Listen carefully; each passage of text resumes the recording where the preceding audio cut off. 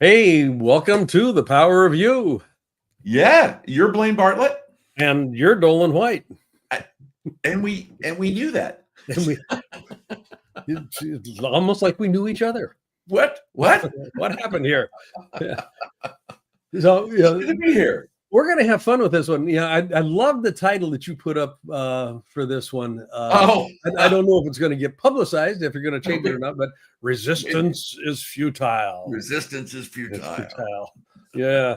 All things leadership. When leaders try to implement change. Oh, man. It's not that resistance is futile. Sometimes the best effort of leadership is futile. Oh, my goodness. Yes. Because people don't understand the nature of resistance. They think it's just pushing back, and that ain't what it is. No.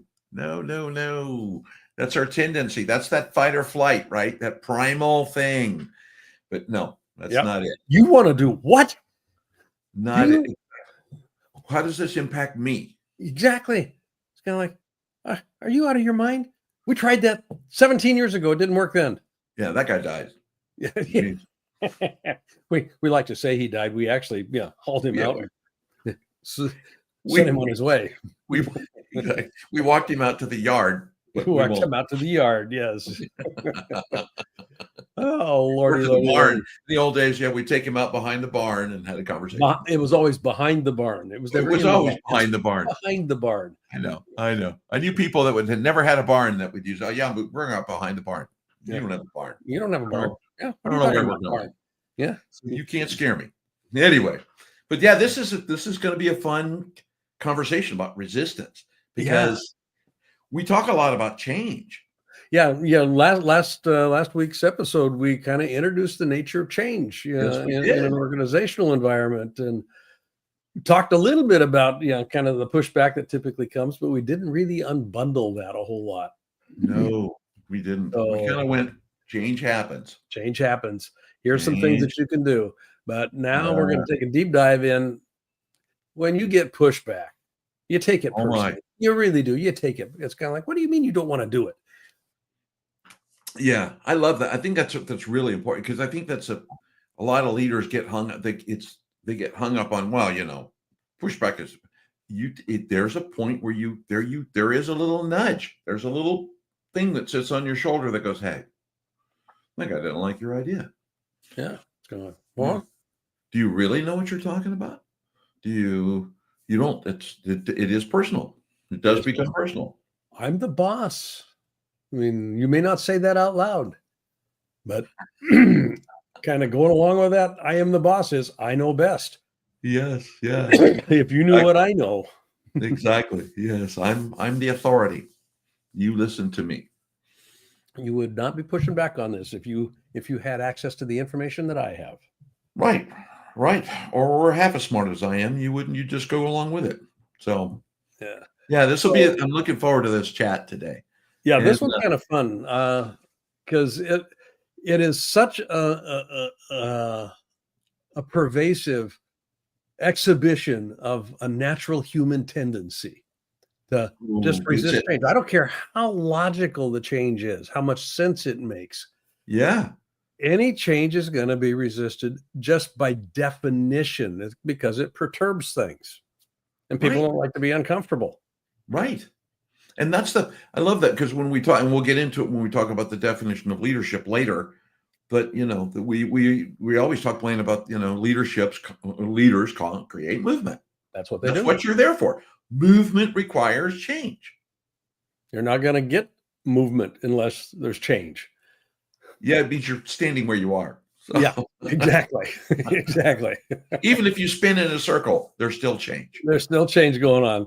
So when you introduce change, let's kind of take a look at some of the symptoms that you can legitimately expect to encounter when change gets thrown out there. Yeah. This first one, this one's pretty obvious. I mean, people run into this one all the time. Cynicism and barely disguised sabotage. It's kind of like, shh, don't tell them what we're doing. We'll kick this one to the curb. Yeah. It's marked by, you pay attention. It's snide comments. Oh God, this again. Those sorts of things kind of come up, and there's either subtle, passive, or active pushback. And that shows up around what used to be called the water cooler. Not that we have water coolers anymore, but I remember the water coolers. Did you hear what they said they want to? Do they think that we're going to actually buy into this? Whisper, whisper, whisper. Right. All of that kind of stuff starts to come into play. Oh yeah, yeah, and it becomes, and it evolves. It feeds upon itself, and I love it. And then it kind of hooks into that, the blame and deflection, and I love blame and deflect. Not me, my department. We've never had this problem before. Right. My department, this is my domain, my kingdom. Yep. Right. I marked this kingdom when I came in the morning. I had a giant cup of coffee and I marked all four corners of the building. This is my turf.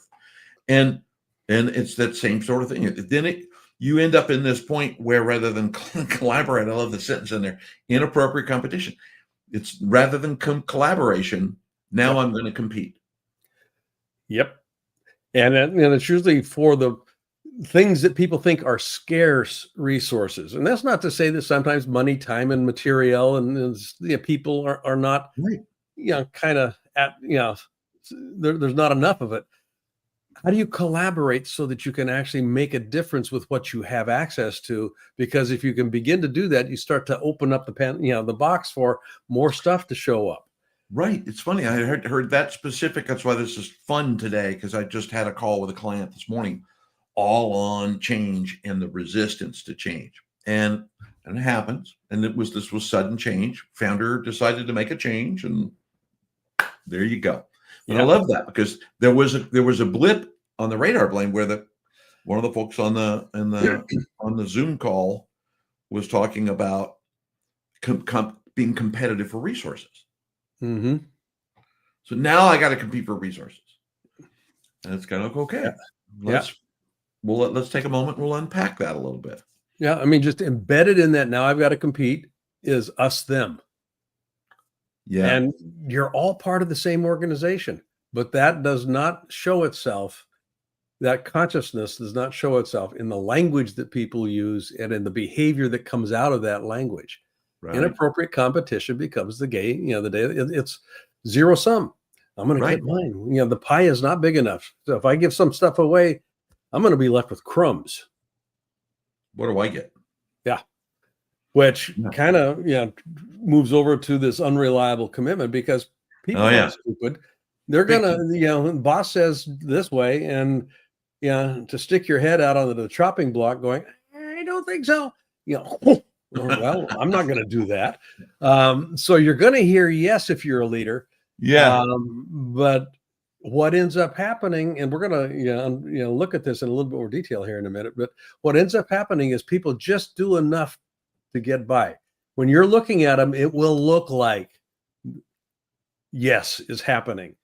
But as soon as you stop watching them, air goes out of the balloon, and it's kind of like, let's go back to what we were doing before, because it's comfortable. We know about it. It's safe. Basically this unreliable commitment is organized around playing not to lose rather than playing to win. Yeah. It's fun. I love that statement. And it's funny because I call it the double E's, right? They rise to the level of enough. Yep. Not excellence. I'm going to rise to the level of enough. There you go. That's good. And I can feel good about it because I can go home and literally say, I did enough. Yep. And then what you end up with, classically, is missed deadlines. Stuff just doesn't happen. And you can go right back down this line. You didn't have a good commitment. People start, we missed that deadline. It wasn't our fault. It was, marketing did not get their shit together. What? It's true. It's true. Those guys, I know, I've been telling them all along. But it's funny because leaders, as you listen to this, and you kind of, because we start now with the symptoms when we start these, but if you listen to this, think about your team and your organization and just the little nuances of what we talk about. Because resistance isn't, they're not going to stand in front of your building. No, they might, but they're not going to stand out there with a sign. Yeah. It's going to be subtle. Notice what you're noticing. Yep. And notice the cynicism, notice the deflection, notice that notice these things. These are symptoms of what we're about to talk about. Yeah. Change is never painful in and of itself. It's only the resistance that is painful. Yeah. Yeah. The Buddha. Oh, but it's true. I mean, there's a whole aphorism in Buddhism about the second arrow. It's not the first arrow that does you harm, although it may kill you, but it's the second arrow of thought going, this hurts. Yes. Dang, I wish that hadn't happened. Ooh, I mean, it's all of the stuff that happens after the first arrow has been cast that causes suffering. And it's the resistance to change. Because push back, so God, that hurts. Yeah. Yeah. I love that the great analogy. It's so funny. You're just studying the second arrow this week, and just looking at thinking through that premise. But it is that, right? It's, Buddha knew a couple things. There was some wisdom, a little bit, kind of buried, just a little sliver there. Skosh. But yeah, I like that. Only the resistance to change is painful. And it's not just to the person that's resisting. It's painful to the organization. No. Right. Yeah, so think about this in a team context. The change is never painful. If you've got change and people kind of go, yep, okay, whatever, let's just get down the line here. Right. Yeah, they accept it, they move with it, they integrate it. Smooth, easy peasy. Right. It's when you run into the speed bump that people get knocked off kilter and they start complaining and going, oh, that hurt. Right. It's that yes, it is that moment, because when things are smooth, I got this. Which is where this comes into play. Yeah. You cannot command and control change. Well, you could if you got a big enough stick and a big enough pot of money, but it's going to be temporary. As soon as the stick or the pot of money goes away, people are going to go back to what they were going to be doing anyway. So you want to look for how do you sustainably integrate this change so that it becomes part and parcel of what you're doing. Yeah. You can't command that. You've got to invite that. How do you invite that? You do it through influencing. You don't do it through command and control. And influencing has to do with state of being. How are you showing up in relationship to the change? What's your energetic about it? Because we're all energy bodies, so you're always throwing stuff out into the field that people are interacting with. Yeah. So we start with the leader, him or herself. How am I showing up in relationship to this change? How am I doing with this? What's my relationship with this change? Right. And then how does that manifest itself before I ever open my mouth? Yeah. And then we look for how do we co-create with others out there. So you got to get them on board. It's not just here's the change, let's go forth and conquer. It's kind of like, no, what do you think about this? Yeah, how would this work for you? We start, and we're going to unbundle this in just a minute here. But that co-creation piece is absolutely crucial. And you're not going to get it well unless you're influencing rather than commanding and controlling. Yeah. And then you end up doing this. You've got coordinated movement. Oh, goodness. Speaking of that. I know. Cough, choke. I was going to watch. I was waiting for you to raise your hand. Okay, guys, take a breath. There we go. There we go. So, yeah. Yeah, I know. Well, that's why we're pros. That's exactly. We can do this. Is not going to get edited out. It's coughing is part of life. We just go. Yeah. So ultimately, if you've done this well, you've got a worthy ideal in people's minds and in their hearts that they kind of go, I get this. I want that. All of a sudden, resistance disappears because it's a worthy ideal, something that is worthy of their involvement, their energy, their engagement. It's worthy of them giving their life's energy to it. Yes. Yeah. Yep. And as I'll invite you, because we'll talk about worthy ideal here in the next slide, but I'll invite you, leaders, as you're listening to this, and as you think about this, what we're going to talk about today and the models that we'll walk through not only apply to your organization, but and I say this all the time in leadership. Leadership is about leading people. People means, and by the way, there's people in your families. So all of the things that we talk about today, all of these things transcend what happens inside of the body of an organization. These are things that happen in your life.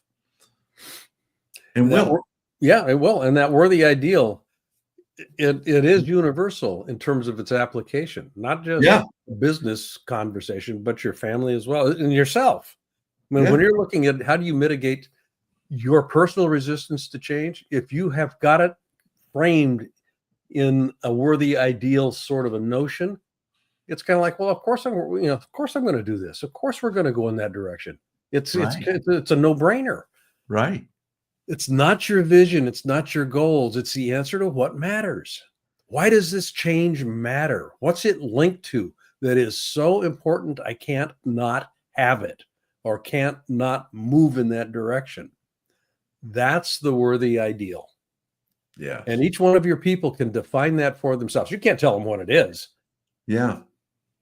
You have to ask them, what do you think it might be for you if we did this well? Right. What's the meaning of this for you? Yeah, that's what we're looking to achieve. It's the resistance to change is what causes pain. And people resist things that they don't think Yeah. are valuable to them. Yes. Yep. That's a key critical piece. If you're missing that, you can't get to the other side. And speaking of the other side, Hey. Here's a little profile. Well, so if we think about change, it's funny because this is, gosh, I have to smile again thinking of these because this was the conversation this morning. That's kind of what I was thinking. Yeah. When we were going through this, it is that this isn't happening. So there's that phase one is that denial. Every change creates a dip. There is a dip that will occur. And if you, as a leader, if you think there won't be, there will be. There will be. There will be. It's just how we are. It is a personal thing. And because businesses, organizations are merely a collection of people, people in a collective relationships. The very first thing in phase one, there's a denial. This isn't happening. What does this mean to me? I'm not sure what's going on. There's the resistance. And resistance is, we talked a little bit about this before in the symptoms, right? If there's that pushback where we have a tendency, and Buddha talked about that too. There's that pushback against change, right? So I'm going to wait this out. And that phase one, phase two, the critical tie-in for those phases to diminish that gap is for the sake of what? Yep. Has to be the worthy ideal reduces the size that there will be a dip.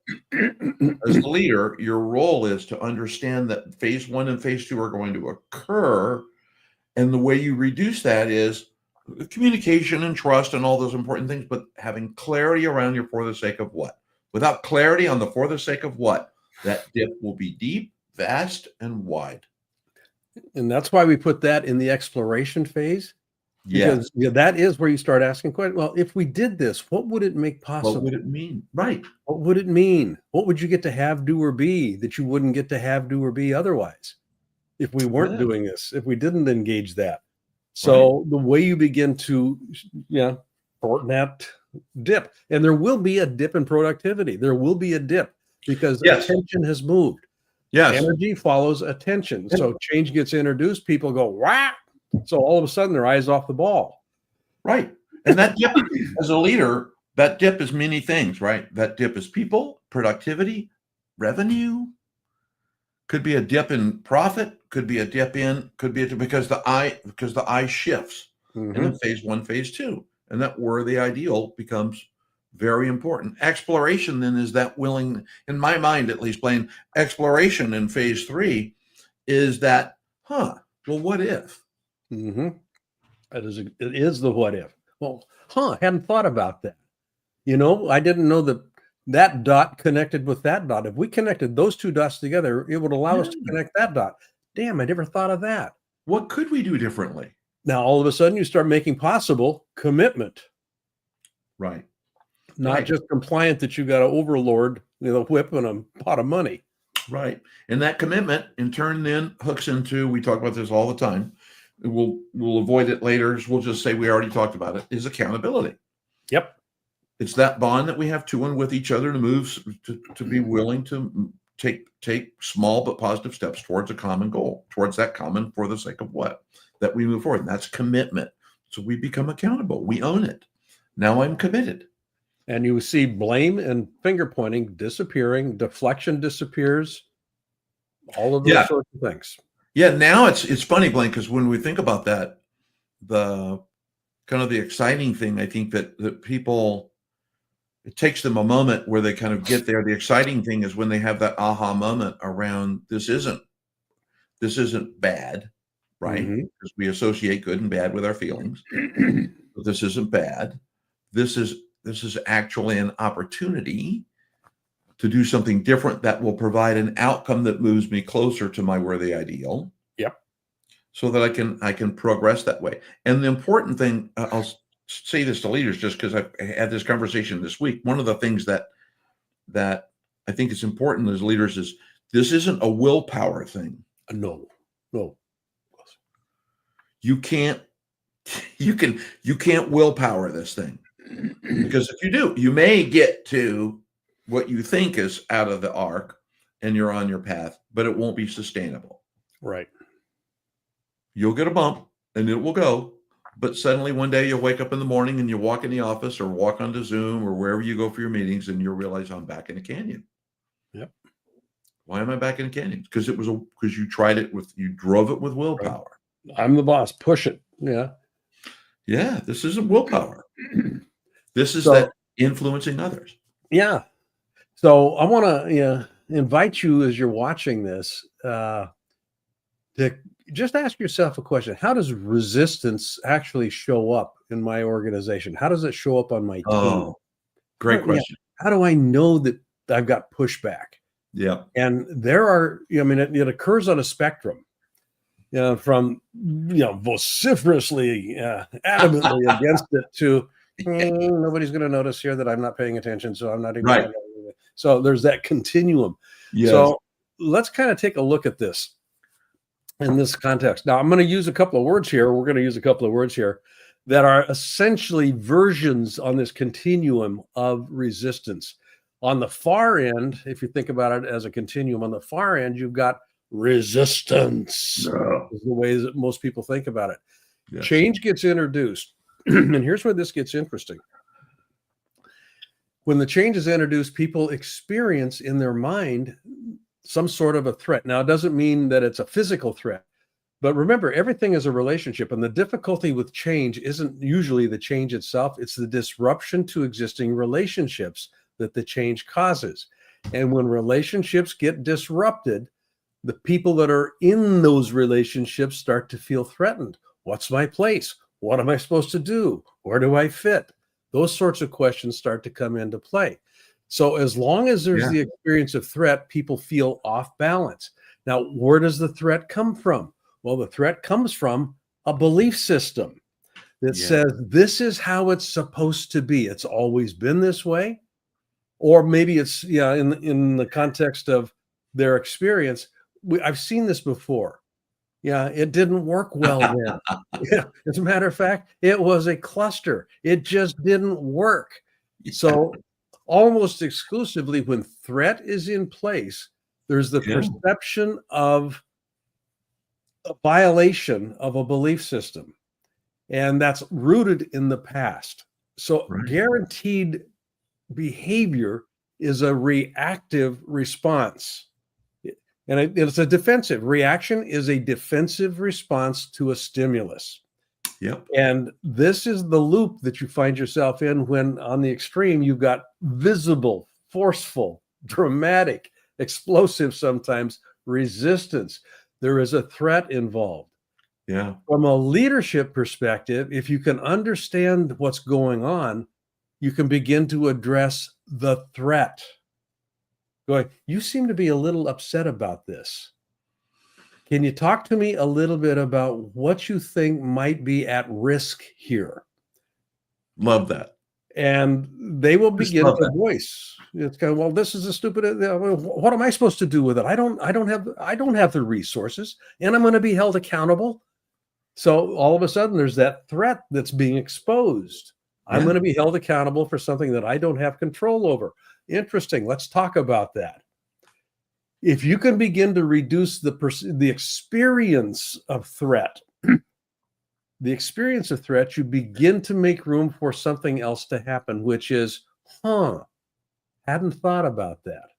At least you can begin to level set the playing field a little bit here so that now they can hear some of the stuff. And now you can perhaps introduce a for the sake of what. You're not going to get a for the sake of what conversation going on as long as threat's running, because people are knocked off balance.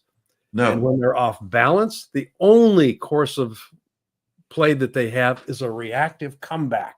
Yep. Because they're looking to achieve a sense of equilibrium again.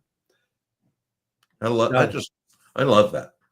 Because it's funny, because when I was thinking about this, like when you think about, resistance sitting in the middle and threat, the dynamics of threat, there's the threat that comes because changing it unto itself is a threat.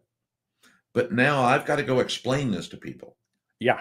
I got to explain it to my wife or my husband. I got to explain it to my partner. I got to explain it to that this is happening and this is what's going on. And now I have multiple belief systems feeding content, air, noise into my brain. And that's going to compound it. So when I think of this all the time, I always think about, when you're starting at that threat layer, there's multiple layers at threat. It's not just them. Yep. It is not just, it is partially heavily weighted there. Yeah. But there's feedback. Yeah. And that feedback, and other people are going to be feeding into that belief system as well. They're going to be feeding in, this is, we've seen this. Yeah, exactly. And to that point, one of the belief systems that oftentimes operates, particularly if it's a senior manager or somebody that is pushing back, it's the belief that I have to take care of my people. This change is threatening their well-being in the way that we've defined what well-being is supposed to look like in this organization. Now, if it's my family, nuclear family, my kids are at risk, my livelihood is going to, this change is going to impact my livelihood. That puts my family at risk. Now, right. Now that threat level we went to DEFCON 4. Yeah. Yeah, exactly. But it is fun because that's that. And I love the insight. Leaders hit the rewind and go back a little bit to listen to what Blaine was talking about. Understand the threat. There is that question, let's explore this together. Yep. I know that this is going to be uncomfortable for you. I can see it in your eyes. I can see you in the way that you took a deep breath here. Let's talk about this. What do you think this implies? What do you think this is bringing in? I mean, those sorts of questions, you can't tell people into safety. You have to ask them into safety. Yeah, no, yeah. We can't dictate safety. Safety comes from a different place. Yeah, very, very much so. Although it's funny how many people try to tell you into safety. That's going to be okay. That's going to be just fine. Don't worry about it. Huh? Don't worry. The minute you said don't worry, I'm going to start worrying. Exactly. Let's put all the things out there that are going to throw you over the edge of the cliff. Exactly. Yeah. The good news about this particular profile is it's there. Yeah. That's the good news. Yeah. Yeah, it's in your face. It's really hard to ignore this or to not notice it. You can ignore it all you want, but it's there. Right. And it's there because you can see it, hear it, and feel it. The other part of this, and it's a different kind of resistance. Again, we're on a continuum here. It's what we call maintenance. And this is where the play safe versus play to win dynamic comes into play. Change happens. And these are folks, when the change is introduced to them, they'll go, okay. Oh, I guess. Are you in? Yeah, I guess so. You're getting compliance, not commitment. You're getting compliance. I'm the boss. You say yes. I want you to jump. How high do you want me to jump? The behavior that comes along with, or not the behavior, the thinking that comes along with compliance is I have to do this. I don't have choice. Another way of saying that is these Spot people on. experience themselves being a victim of the choice. Yeah. They feel themselves to be powerless. With the resistance side, there is an element of agency involved with that. They feel as if they've got some fight in them. They're Yeah. willing to do something about this. This particular one is insidious because it's a rollover, go along to get along sort of a deal. I have to do this. I Right. have to do this. Well, why'd you do that? Well, my boss told me to. I love that because there, in that one sentence in this model, there's an out. They told me to do it. Wasn't me. It wasn't I me. knew the idea. I knew this thing sucked and it would never work, but they told me to do it. So I pulled that lever, and did you check what happened after you pulled that lever? No, that's not what I was asked to do. I was asked just to pull the lever. Thank you very much. Yes. I did what I had to. I got a wrench and I got a bucket of steam. What else do you need? There What you else? go. That's it right there. Interestingly, in the context of time, this one brings in the element of the future state. Resistance. Mostly in the past, I've never seen this thing work out. So why should I assume that it's going to work out this time? Right. Sometimes it's a new initiative, but the way it's being positioned, I don't see how I'm going to win. I don't see what's in it for me has not been even brought to the table. So there's no meaning. There's no, for the sake of what that actually can organize my behavior. So what you end up with is play safe behavior. And play safe behavior looks like I'm going to look like I'm doing what I'm doing as long as you're watching me. And as soon as you stop watching me, I'm going to start playing solitaire again on my computer. Yeah, look busy. Yeah, look busy. Yes. This one is insidious. This one will stop change initiatives faster than just about anything that you can think of. The full-scale resistance one, you've got energy. This one will suck the energy out of an initiative. Yeah, good analogy. Good analogy. This one is sorry, completely off color thing came to my mind. Silent but deadly. It is silent but deadly. Yep. It is. Ooh, what is that? But it snuck up on us. And for those of you who want to know what that means, you can ping us later. We'll tell you what that means. But it's true though, because I think when you're thinking about resistance from that position of change, it becomes evident. It's visible. Yeah. It is visible. The risk inside of any organization, and particularly when you're implementing change, which is new things. And generally, when you're implementing change, you're not implementing it there's some aspects in growth, but you're looking at it from a scaling perspective. Yep. And as you're implementing in for scale, this will drag you to a stop. What you want to be able to do is change the have to into a want to. Yeah. That's where you want to go with this. How do you change the have to into a want to? Yeah. And if you can just, change that have to into a want to, now you have the possibility of getting commitment rather than compliance. Right. And the way you change the have to into a want to is bring in the notion of a worthy ideal. Yeah. Yeah. Indeed. So as leaders, as you listen to this, well, let's do worthy ideal. Then I'll go back to my I was going to do. No, we'll go back. I'll flip this slide back here. No. I was going to say, take this slide, the previous slide, and that slide about the 4 phases, and put them up side by side.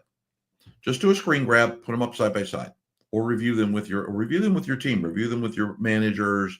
Go talk to your team, share this with them. But in that, and then contemplate that from a resistance and a maintenance perspective, and think of that arc.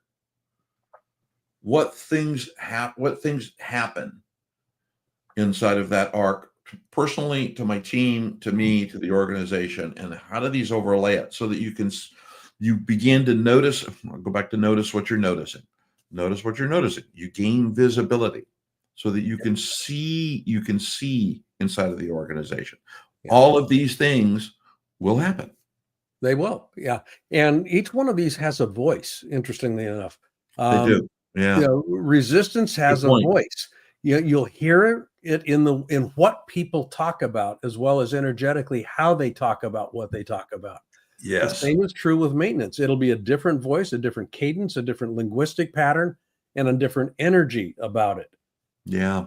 Okay. Such a good point. So in your organization, which one of these two is most common when resistance shows up? Yeah, is it going to be weighted towards maintenance, or is it going to be weighted towards active resistance? Both of Mhm. them are on the resistance continuum, but you want to understand just kind of how does it show up? And it's unique to your organization because you've got unique people in your organization. Right. And Right. if you've got a compelling for the sake of what to work with, the nature of the game changes completely here. And here's how this one works. The change happens. And here's the really interesting thing. People do not have to like the change. This does not assume that people go, oh my God, this is the most No. wonderful thing in the world. They can No. go, this absolutely sucks. COVID sucks. You want us to do what? Now, what's the because I've got a for the sake of what that is compelling. If we did this, it will make possible that. And is that important to us? Oh, yeah, that's really important to us. Well, Yep. great. What's the opportunity that this change represents? Yeah, it's an unexpected opportunity. Doesn't mean I like it, but it's an unexpected opportunity. And what's fascinating about this and is really powerful about this is people begin acting as if they are an agent in this. That's what the whole notion of source is. It's not happening to me. It's happening with me. And in order for that to happen, people begin to look, in present tense. What's going on here? What is actually present that wasn't the past? We can't access the past. The future, then for the sake of what lives out there. Here's Right. where the present is. What can I do today where I'm at with what I have? That's where we get creativity. That's where we get inspiration. That's where we get innovation. And all of that starts to come into play. The placeholder that we use for this is what we call vision. Okay, that possibility. Right. That Right. possibility. Yeah. I love that. It is that. That's why there's we talk about for the sake of what every time we do this, right? we lean in hard on worthy ideal and the definition of leadership. But it is that without that for the sake of what. And by the way, if that's not clear in your organization, before you implement that change, go get that clear. Yeah. Get that clear. Because you can't retrofit that. Nope. So go get that clear. Just one old man's advice. The other part then is, but it is interesting because when that is clear, it is that opportunity for people to be. Remember, we talked about exploration. It is that willingness to explore the opportunity. So now we can explore the opportunity as we move towards commitment. One of the things, and we talk about this, there's a series that Blaine and I did on decision making. Yep. One of the power of you decision makings. Yeah. Yeah, it was six. I think it was six sessions we talked about decision making. And in there, we talked about making a committed decision. And I always think about Bezos, right? Bezos in 1995 at the first shareholders meeting with Amazon talked about making a committed decision. It's not that people agree. Right. It's that they commit. That big distinction. Yeah. You don't have to like what's going on, but you want to be able to get them over the hump where they're willing to say yes, and you can count on the yes. This is an unexpected opportunity. I can see how we can use this. Don't like the taste of it, but I can see how we can use this to get us where we're going. Right. And that in turn then moves change from strain, stress, pain, gap, loss of revenue, all of that, to a position of opportunity. Now, is everybody going to come along at the same pace? No. That's not the intent. No. If you can get a critical mass over the hump, then you've got a little machine that's kind of self-perpetuating. It's going to roll. Right. So if you're waiting to salt the organization and have everybody show up at the same time, not happening. Nope. They won't all show up at the same time. There will be laggards, and there will be advanced. There's all to your point. I love your reminder, Blaine, around listen to the tonality, listen to the pacing, listen to the words that are being said. Yeah. As a leader, going back to notice what you're noticing. There's a whole power of you, and we could talk about the linguistics of. Oh, I think we're going to. I think that would be good. The linguistics of leadership. Man, if you're not paying attention, it will bite you on the took-a-lookie. Which leads us actually into this one. Yeah, perfect. Linguistics of leadership. Doctor. Leaders operate in an organizational environment. I mean, basically, it's a leadership universe. And most leaders are familiar with operating at why, what, and how, which is vision, strategy, and tactics. Right. When you're introducing change, those three domains, vision, strategy, and tactics, have minimal impact on the implementation and sustainability of that implementation. You want to be able to drop into this area that we call mindset, which is where if you're paying attention, noticing what you're noticing, you start paying attention to the language, because the language that is being spoken gives you an indication of the mindset of the speaker. And mindset has to do with belief systems. It has to do with value structures. What do they believe is possible? Beliefs are about possibility. And they have a certain linguistic marker to them. Yes, they do. Sometimes you'll hear it just out there. That's not possible.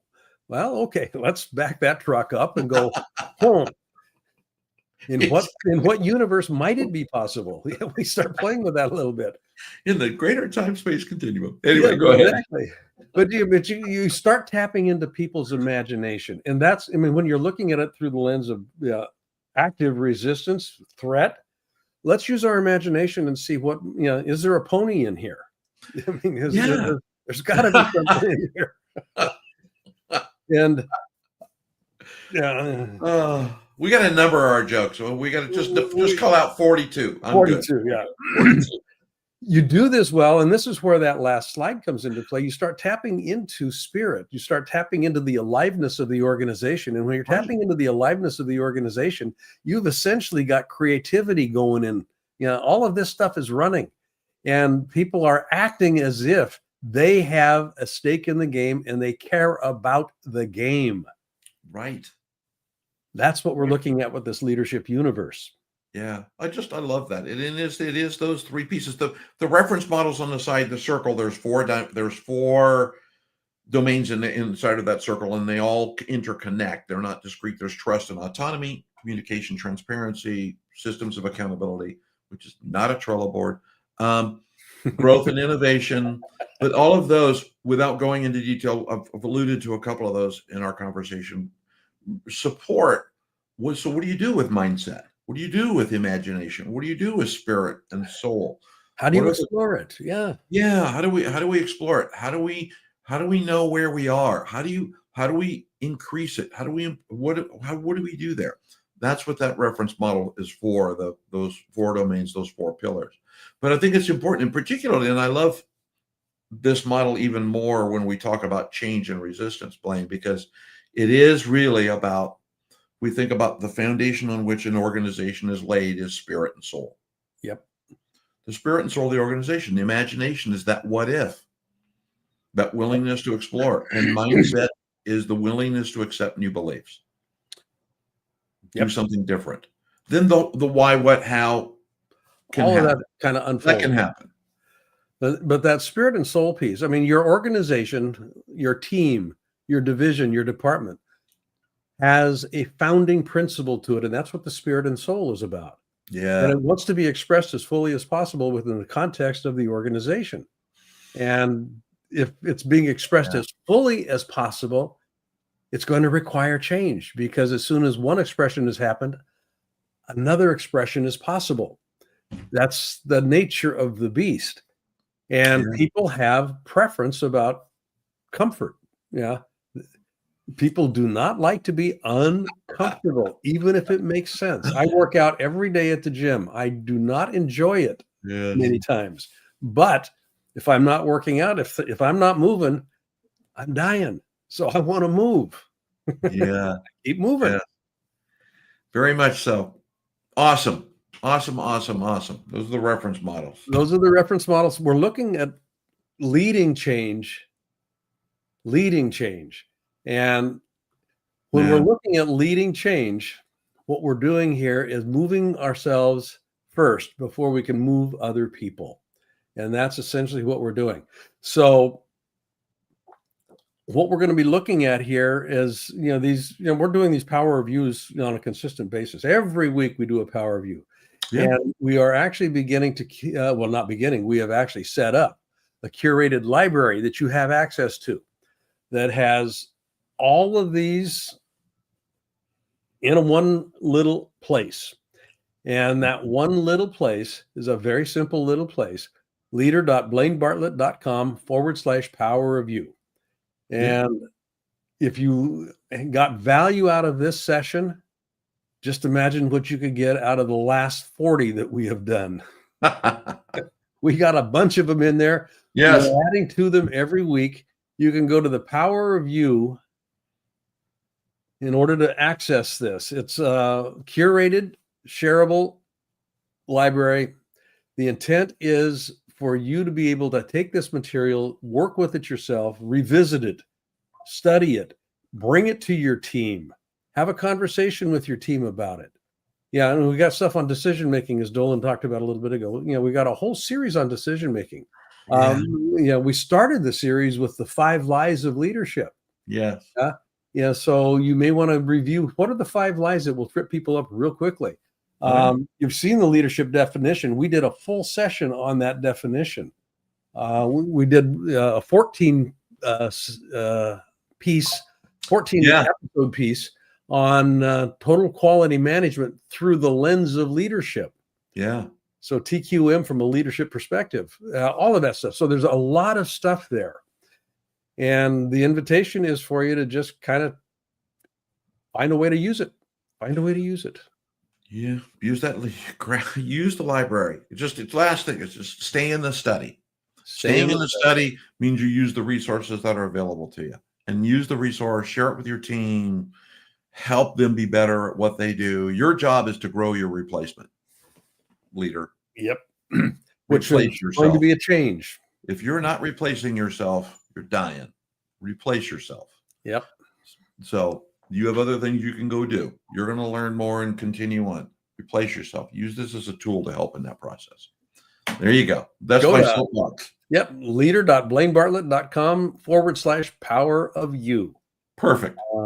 Real simple little landing page. You click on the button and you're good to go. There you go. Until next time, speaking of going, we're going to sign off here. Thanks for hanging with us. Change will always cause resistance. Remember that little serpentine model. Denial. Oh my God, we're going to die. Oh no. Well, push back. Oh, well, let me explore this. Not a bad idea. Not a bad idea. You want to get people to a point where they're going, not a bad idea. Yep. That's where you want to land. Yeah, we can do this. We can do this. Yeah. Wow. Look at what we can do. Anyway, on that note, Dr. Bartlett. We're out of here, and we'll see everybody next week. Power of you. See you there. Have a great rest of your day, ladies and gentlemen. Take care. Yeah, thanks for being here.